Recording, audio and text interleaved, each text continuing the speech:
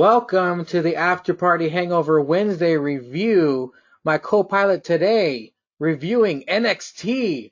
He is the Scott Hall of the hashtag World Order. It is hashtag decent champion Julius _Ceizar. What's going on, my man? What's up, man? You can't see me right now, but I got a too sweet ski in the air. Uh, Walking in, surfing in my room right now, like the bad guy. Hey, yo. Well, hey, Cesar. We kicked off the MILF Crumoffs, and Franco added first. Franco chose Mickey James as the first Oh, contestant in the MILF oh, Crumoffs. So, Cesar, oh, you dirty dog. who do you You dirty dog, Franco. That dirty dog, Franco. Oh, that dirty dog. He took my number one with the bullet pick. now? Oh, my God. If this is a fantasy draft, I just got snaked. Uh, I opened it up to all entertainment because I don't know how many WWE chicks are actually mothers. So if you're struggling to find a okay. WWE chick, feel free to explore No, no. Hollywood. All right. MILF crumb offs. Yeah, this is the one I wanted too. All right. I would go Kelly, but I don't think she has kids. No, not yet. She's keeping them legs closed for So let's go. I mean, if you're gonna put Mickey James, you gotta throw in her counterpart that she lesed on for a good part of her career, and we Oh, gotta go with another top gunner, Miss Trish Stratos. oh shit. Give me that Stratisfaction all day, son. Oh dang. Trish Stratus is now officially in the MILF Crumoffs. This ought to be an Oh interesting yeah. bracket. Needs six more ladies. But let's kick off Oh yeah. NXT of the week. We got a All right. complete opposite show from last week because you remember last week was all promo and all story, zero in-ring Yeah. action. This week we got seven Yeah. matches. Yeah. Yeah. So we kick it off with Austin Theory, the future, versus Tyler Breeze, Prince Pretty. What did you pick up off this matchup, and were you impressed with the young and up and coming Austin Theory? Here's here's my viewpoints on this match. Austin Theory is somehow, I don't know how. I don't think I've ever seen this with anybody, getting better every week, and he was already great. It's like this guy started on 90, and then like his first week he got to 92, and now he's like 93, now he's like 94. I mean, this dude is getting better every week, except I think his character development is weird because he came in against Roddy. He seemed like a face. He wasn't doing the show off stuff. And then he got in his little beef with Ciampa and then had a great match. Then he just beat Swerve Scott, and now he's like an arrogant prick. So I don't know. Is he face? Is he heel? Is he just trying to get recognition from people? Because there's already a guy who kind of does that, and he's a heel, and he's actually wrestling later in the show, Mr. Cameron Grimes. But I mean, as far as wrestling goes, this guy's great. Well, I didn't really like the finish though. like you said, Um, Austin Theory, he gets better and better every time we see him on our screen. And the motherfucker's only 22 years old. Can you imagine the career this young man has in front of him? yeah, he's like kind of like when Dream became the Dream. Like when he locked on with the Dream, you're like, how is this kid this young? And he's got such great character development. And then you just saw Dream getting these more highlight matches. Like every takeover match with Dream was like excellent. Like I think his worst one was EC3, and that's because they both work a slower pace. But the one with Ricochet, the one with Aleister Black, the one with Ciampa, they were all great with storytelling and wrestling. So like, I mean, wherever they're finding these guys, they need to keep their shit up. These are the stars that I want some years on who are going to be tearing it down at WrestleManias when we're old and decrepit men, still writing in the chat with like 8 classes of Hall of Famers in it. Dumper of the day still going on. Still going on. Still going. Yeah, ain't never gonna stop. Can't stop, won't stop. Gotta have that daily dose of butt meat. Well, my notes here, lots of trash talking between Theory and Breeze. Theory brought a cell phone to the ring at the start of the match. Theory eventually picks up that cell phone to record a video of him beating up Breeze. Breeze then hits the beauty shot for the win. Like you said, you didn't like the finish to this. I agree with you. Theory is kicked out of all kinds of stuff, but he gets hit with one spinning heel kick and it's over. What the fuck? I mean, it is a finisher versus like he hasn't kicked out of a finisher. Uh, and he's young and dumb. But yeah, I didn't like it took too long to set up that ending. Like he should have like the phone should have been closer or something, or he shouldn't have like given that such a long-winded speech, like filming Tyler Breeze while he's down. If he'd have like grabbed the phone, then like yoked up Tyler Breeze and been like started the video and been like, this is why I say I could do it all day, and then Breeze like kicked out and did that, I thought it probably would have been better. But you gave him way too much time, so it was Yeah. obvious that Breeze was gonna, get out of that and then win it. If anything, he should have waited But till after the match. Like hit his TKO, got right, the pinfall, picked up the phone and said, "Look, I just beat your ass," and send it to his phone, yeah, and to rub it in. But yeah, yeah, and that'd have been great too. That would have been great too. I thought that was a pretty good match to kick off NXT this week. After the commercial break, we go immediately into the second match. We get the hefty bag full of hair, Killian Dane, taking on a brand new dude, Tehuti Miles. I guess they're just dead set on giving a black guy the last name Miles, because this dude Yeah, debuts. He's basically an army guy in overalls. Pretty short match. Killian wins with the Vader bomb, but Tahuti, he's pretty damn good. I can't wait to see his next matchup. What'd you think of this match? I thought it was a good opening match for this guy.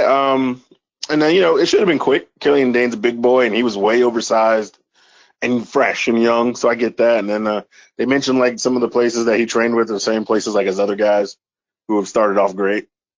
And have been all right. But so for starting off, I thought it was decent. Killian Dane, good measuring stick. See what the kid can do. He can take bigger shots, so in case the kid makes a mistake, hit somebody or something. I thought it was decent. Not a bad showing from Tahuti. Hopefully, we see him in the future. We go for another commercial break. Coming back, like you had mentioned earlier, Cameron Grimes comes out to take on former cruiserweight champion Tony Nese with them 8-pack abs. Grimes does eventually get the win with a sloppy cave-in. What did you take away from this match? I thought this was a really good match. I don't like Cameron Grimes' finisher, The cave-in. or yeah, I don't like that. I mean, it's a good move, and he can do it whenever. I just don't like it as a finisher for him because it's not like it. I don't know. I guess he doesn't have like. I don't know. He doesn't have the right size for me. It's Yeah. like when Kofi does it, Kofi's long, so it looks like it hurts more. Yeah. Like this guy does it, it's more part of somebody's got to like really fall on their back to slam it. And then yeah, it's like you said, sloppy. It's usually always sloppy because it's at the end of the match where I'm not saying he's gassed, but it's always kind of sloppy. I think he needs like a more powerful boom kind of move. You know what I mean? Yeah, like you said, Other Kofi than that, has the athleticism to pull it off more often than not. Whereas Cameron Grimes, I'd say like maybe 4 times out of 10, he makes it look really sloppy. This dude, he needs another yeah, finisher. I mean, you don't see no cowboys jumping on people like that. yeah, yeah. And then like I don't understand why it's called the cave in. Like, is he a miner? Like he has a top hat and a vest. Like if anything, shouldn't it be like one of those what was that stripper movie where the British guys were like The dancing full in draws with top hats? Yeah, some full Monty Monty. shit. It should be called the full Cameron or something. I don't get it. I don't. It's the 6-shooter. I've never seen him with a pickaxe. He hits him with the Yeah, I've never seen him with a pickaxe. Yes, that's what I'm saying. I don't get it. shit. Well, after that, we go to a commercial break again. Come back with Aaliyah versus Xia Li. Oh, wait. No, not Xia Li. She was attacked backstage. We finally get her returning. Io Shirai, which woke my wiener up. This was a ladder match You know, qualifier. What did you take away from this match besides Io Shirai being a little sexy bunny? yeah, that's about it. She still got it. She's back. She's gonna kill in this ladder match. Um, as soon as Leah Sarai came out, I knew Leah was definitely gonna take the loss. So I was like, oh, maybe they will pull some fuck shit. Maybe try to get, Leah some hype since I guess the other half of her tag team, Vanessa, whatever, is like injured. So they got to do something with her. Maybe they were giving her a test to prove it. They figure like a lot of people in a ladder match, maybe she could do something. But then, Io Shirai came out and I was like, oh, well, this is a wash. It's going to be quick. Well, plus they gave a And, little backstory. Remember, at the start of the match, they showed her with yeah, a broken nose, and they're like, "This is her yeah, triumphant return." And then yeah, to the ring, yeah. And goes a then lot she further. gets squashed. Yeah, Yeah, poor Leah.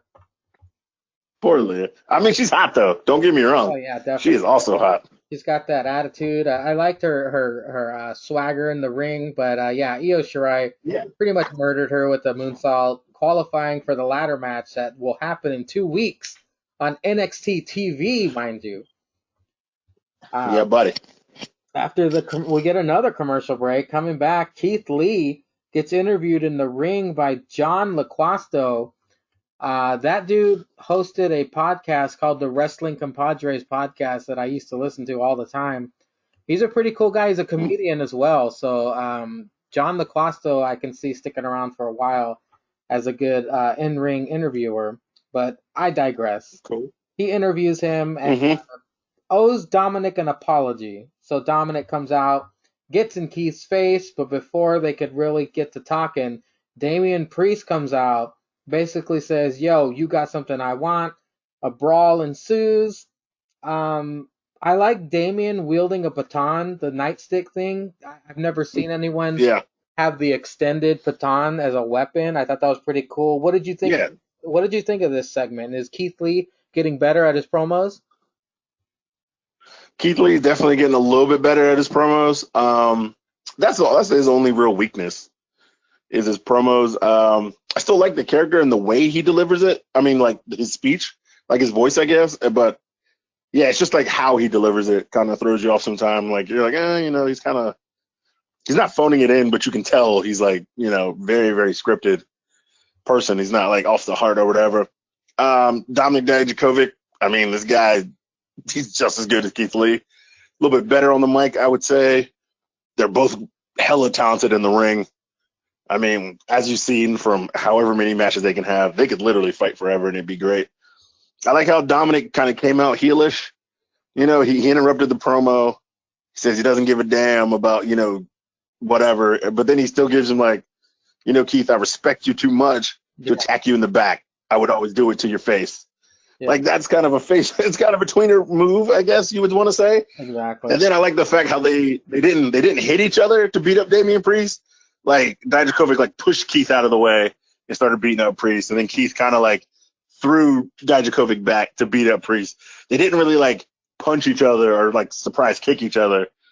So that's still good little things in the ring. If you care about the little things that I saw at least, and I thought this was a great segment. It gives you literally like the whole face, Keith Lee, the guy who could turn, Dijakovic, and then the heel, Damian Priest. And I think all of these three guys can go. And if they do link them up for the the North American Championship in a triple threat, this would be a really good match. Well, a couple little things I noticed is that do you agree that Keith Lee cuts better promos when the arena's empty as opposed to when the arena's full? Just full? Yeah, yeah, It seems like he has more confidence, definitely. when he's in an empty arena. And Yeah. like you said, with Dijakovic going out there saying all that stuff, you believe his face. Like he has this face, like very serious expression on his face, whereas Keith Lee has Hmm. that smile and the smirk all the time. But Dijakovic, when he comes Yeah. in, he's like, "I'm gonna fucking kill you." You believe it because you can see it in his eyes. Yeah, definitely. I think Keith Lee's supposed to be more of a carefree, fun-loving guy. That's why he probably always has the smirk, but it's just like he just doesn't deliver it that way. I guess I'm more looking for if you're really carefree, you really shouldn't care about certain things, but the way he talks about it, I don't know. There's just something that they need to tweak, and then he'll be like perfect. And Damian Priest with his shady ass bringing weapons to the ring and shit. That dude's confident as all hell. His Yeah, but I mean, he's trying to live forever, so I can't hate that. The man is trying to live forever. his Latin roots showed big time, bringing out the weapon to take everybody out. But yeah, I thought that was a pretty good segment. After the commercial break, we get an Adam Cole cell phone promo from his backyard, not trying to catch that Rona, basically bragging about all his accomplishments and being the longest reigning NXT champion of all time, taking that record, Yep. Finn Balor. Then we get hmm a match that I guarantee was not on Hulu. Lorcan and Birch versus Shane Thorne and Brendan Vink. This was a pretty good match. Yeah, I gotta say. it was really good. I mean, it was charisma free, but this match was pretty good. Yeah. Birch uses the cutter now. I was surprised. Yeah, definitely surprised. You know what though? I like those guys separate, and somehow I like those guys more when they're together. Yeah. And they've been getting the shaft as a tag team since they've been together. Since they had they had that crazy match. I think this was probably one of the first times I was on the Hangover. They had that crazy match where Oney Lorcan broke his nose in the middle of the match, and then he got taped up and came back out and finished. Yep. I think it was those two. And I think that was my first time on the Hangover. We talked about that. And ever since those guys have linked up since that, they have been getting the shaft as a tag team. But I like these guys together. These guys are dope together, and they need a solid run. Lorcan and Birch do win by submission, but you know who I'd compare them to? I'd say Lorcan and Birch are the Dolph Ziggler of the tag teams. They put on a hell of a show, but they're gonna lose. Oh, sure. Yeah, that Cesaro as well. Yeah. Great competitors, dope matches, and they're always taking L's. But I think one day they'll get their day on the pedestal. Maybe it'll be in NXT UK. Who knows? I mean, that'd be cool too. I mean, the fact that they can go to both shows. I mean, you can't tell me if they were NXT UK champions and then they had Worlds Collide again, them versus the Broserweights right now wouldn't be a fucking phenomenal match. It would be a great match. After the commercial break, we get another ladder match qualifier. Tenacious C, Candice LeRae versus Kaden Carter with that crazy ass hair. Candice wins with the Gargano escape. Nice little quick match. Oh, yeah. You know what I took away from this whole match though? Yep. Kaden Carter's entrance music is badass. I love it. I love her entrance music. So intense for someone so tiny. Yeah. Yeah. I'm liking Kaden Carter so far from what I've seen. But yeah, the music's awesome. I do miss the Morrowisms and the Morrow from NXT. Where the hell? But, I understand. I don't know. Maybe he's at home scared of the Rona too. Is he 60? I thought he was younger than that. I don't know. I'm just saying, hey, look, I don't know, man. He's already manic depressed, and now you got Rona pandemic coming out, and they are in Florida. Florida's crazy, man. Oh, you heard of Florida, man? That motherfucker's crazy. Fucking guy. I'd be like Morrow too. I ain't coming to work. Fucking alligators in his backyard with coronavirus just looking at him. Yeah, they're Rona gators trying to eat your ass, and you worried about a match? Nobody got time for that shit.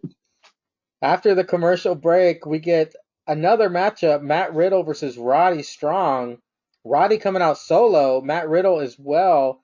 I guess the coronavirus, again, complicating travel. I love how Riddle was coming out to the ring fist bumping an imaginary crowd.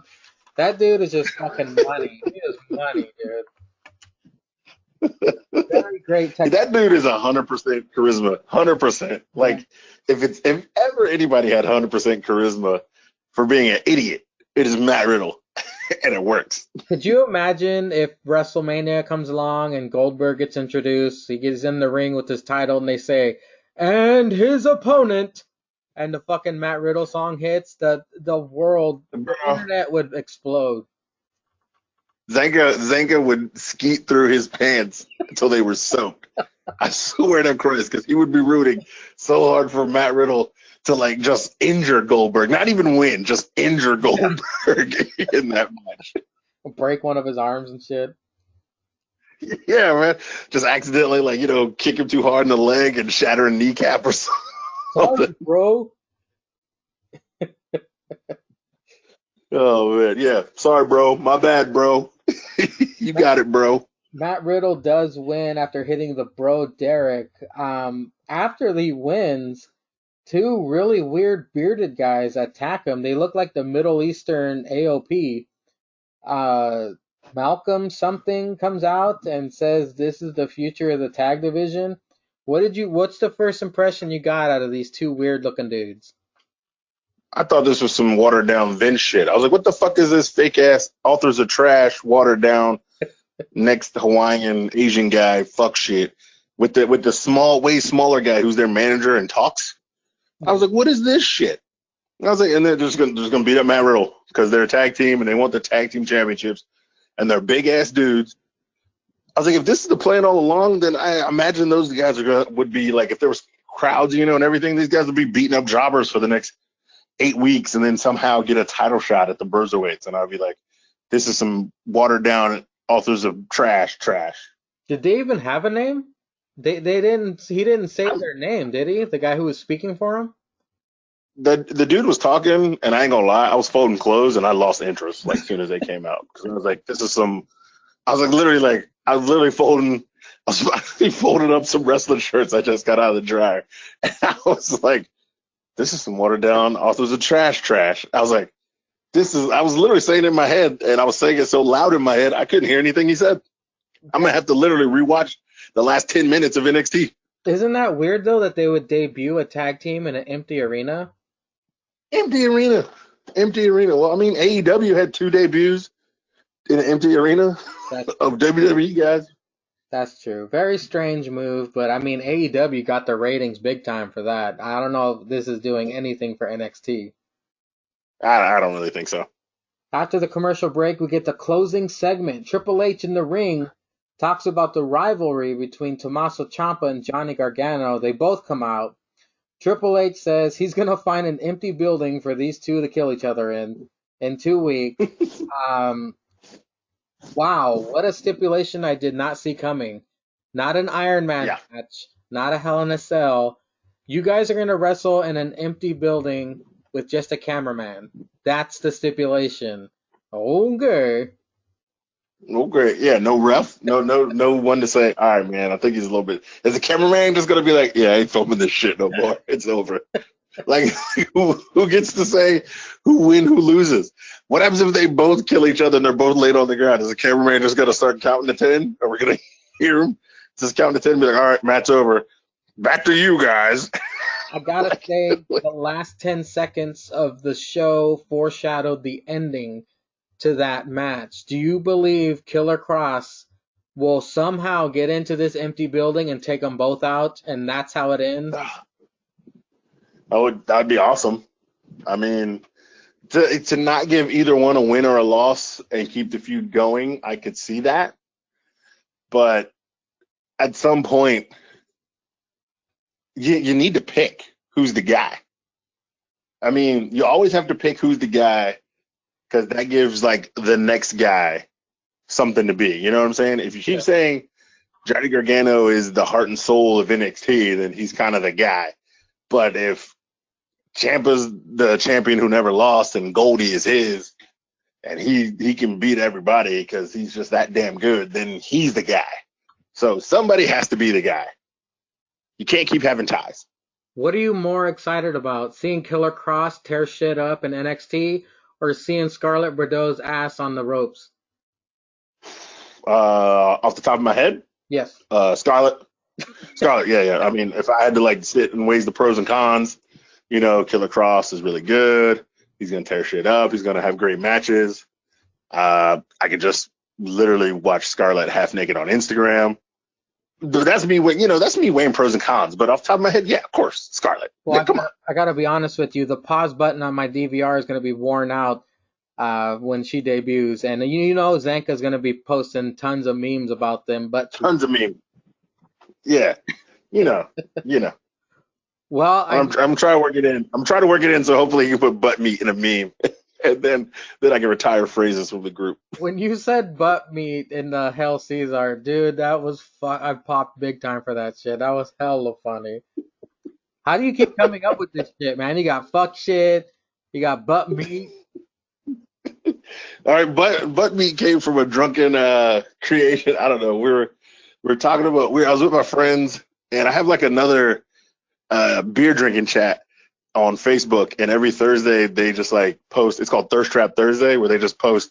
That's where I get all those posts from in the chat. Yeah. And I was just like, and I was like, oh, and I was so my friends, I was like, look at all this butt meat, and then we just laughed so hard one week, and just kept saying butt meat and butt meat, and then we're talking about girls, like, oh man, these hoes gonna have this butt meat out when quarantine's over. So it just came from there, and then like I literally just left that place when I recorded Hail Caesar, so it just came out. Sticks and Cynic, if you're listening to this, we got to get that trending so Jake can cry about all the hashtags. Hashtag butt meat is gonna happen Butt on meat. the next after party. Hashtag butt meat. Well, we got through NXT. Is there anything you want to go over from AEW? I just reviewed it with Franco, but it was a pretty good show with Jericho arguing with that drone. Did you have any Yeah, thoughts? Jericho with that drone and the Matt Hardy cut. First of all, the Matt Hardy cut where he kept zooming from place to place, and then Jericho like, hey man, how'd you do that? like, I couldn't help but the laughter of that whole promo. And then like, so it's obviously it's fake for him that he just stood there and they cut Matt Hardy zooming in all these places. Yeah. And then he's like, Matt, why are you chanting delete? Like nobody's here. Jericho Like, he's like, quit doing it. with Matt Hardy's shenanigans, fucking gold. Yeah. He's like, I am Damascus. All right, Damascus. Why don't you want to? I was like, what? I was like, why are you like feeding him this and then telling him not to do to delete? And then I noticed, has Jericho called somebody a piece of shit on AEW for like the past 8 weeks? It's like a staple. It's kind of like peace, love, and leg drops. Jericho's got to call someone a dipshit or a piece of shit. Every like I swear he's called somebody a piece of shit in the last like 8 episodes, and he called the damn drone a piece of shit. I lost it. I fucking lost it. Did you? He's like, we're gonna get you all these hot robot drone women. Did you catch his Instagram post where he was yelling at his Roomba? Yeah. Yeah, man. Fucking Jericho, man, is that dude is on fire right now. And like he cannot do anything wrong. Like literally anything wrong. I just remembered. Have you checked out the Dark Side of the Ring, the Chris Benoit Part 1 and Part 2? Yeah, so I watched those earlier today because I watched Part 1 on YouTube. Yeah. And then I watched like the whole thing again earlier today, like around like 10 my time. That thing was real, bro. It's fucking intense. It's real intense. Did you? Real intense. Like you can admit it. You can admit it to me. I'll admit it. The room got a little dusty in here when Vicky Guerrero was talking about finding about Eddie passing away. Really sad. Did any of the Part 1 or Part 2 get to you? yeah, man. I ain't gonna lie. I ain't no bitch. I ain't gonna lie. I'll tell you. Dead ass. The tear ducts was working today. A little bit. It got blurry, and I had my glasses on when Chavo was talking about finding Eddie, and like just had gurgling noises. Yeah. And he was like holding him in his arms, and like he said, he just saw him leave and not be with us anymore. And I was like, Jesus Christ. I was like, how do you experience something like that and not fall apart? And then like when Chavo was talking about Benoit, he was like, Benoit took it more like a spouse died. Yeah. Like he had like Eddie was his like anchor to the world or something. And I was like, fucking Christ. I was like, this is crazy. Like I've never experienced anything like that. But I was like, I don't wish that on like my worst enemy. And if that's how like everybody's saying that as soon as Eddie died, they were sad, but their second thought was, oh no, Chris. Right. Yeah. It was like you can tell. I was like that's freaking nuts. I was like, that is just too crazy, man. But like it was well put together. They always are. They always are. But it was just crazy, crazy. If Jericho wasn't already a legend and being put over enough today, seeing Chris Benoit's son and seeing Vicky and seeing Benoit's wife's sister, they all said that Jericho reached out to them.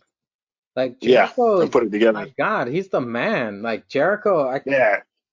he better get into the AEW and the WWE Hall of Fame. That dude deserves Hall of his Fame. own wing. Yeah.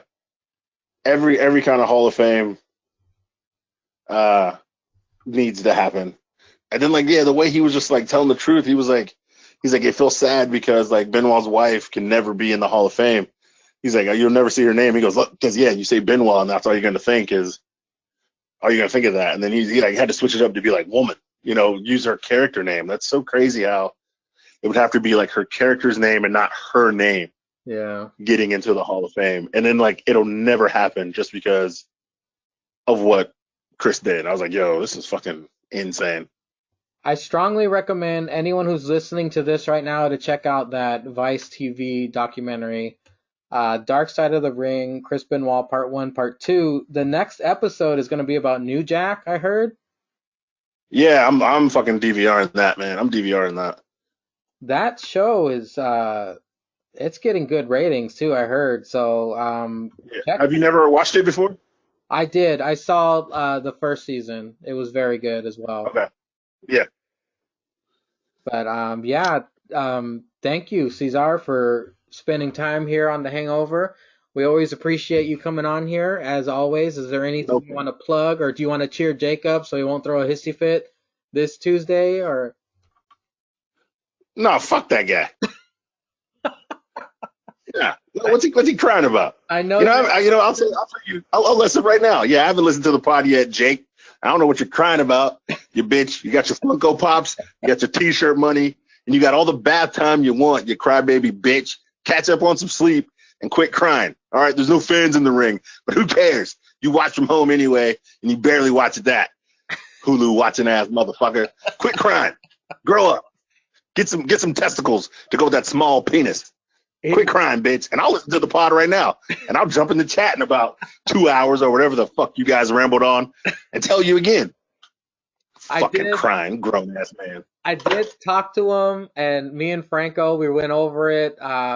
Jake, he was having a bad day. I mean, we all have bad days, so it's understandable, but it's gonna be funny to hear your response to what happened. It's something else, man. All right. Well, I don't know. Maybe I take some of that back if he's having a bad day. I thought he was just crying to be crying. I thought he was just like whining to be whining. But if he's legit having a bad day, and then I don't know. Well, you know what? Fuck that. I ain't taking shit back. Quit crying, bitch. Man up. We all have bad days. We all got shit going on. We all got fucking problems. Motherfuckers can't work, Jake. They can't eat. Restaurants is closed. You fat piece of shit. You should be mad like me. You can't just go out and get a burger. We got to go to the fucking grocery store and risk Rona with 85 of the assholes buying up all the chicken. I'm a black man. I can't buy the chicken, Jake. You piece of shit. You crying about wrestling? Well, hey, man, Now you're getting me pissed off. I tried to sway Franco to the hashtag World Order, but he said because Styx makes fun of Jake, he doesn't want to join because he's a Jake fan. Yeah, well, we don't need Franco either. We're running strong with our four. He said he doesn't want to join the Cynic Mafia. He doesn't want to join the Mega Pounders. He said he's going to create his own faction and recruit. Of who? No idea. Him? I have no idea. Sam? Yeah. Well, no, it's gonna be him and Brensky, the We Gargle Jake's Balls fan club, Fruit Booties. Yeah, you put that. That's their group, the Fruit Booties. Put them together on APPW. Oh. Yeah, Jake's Fruit Booties. JF Dub in the house. Put that shit on a shirt, Jake, if you're listening, and sell it to those two Fruit Booties. You hear that, Styx? That's another hashtag. Oh yeah, Fruit Booties definitely a hashtag. That's a JBL original. I heard it from JBL first. Give him his credit.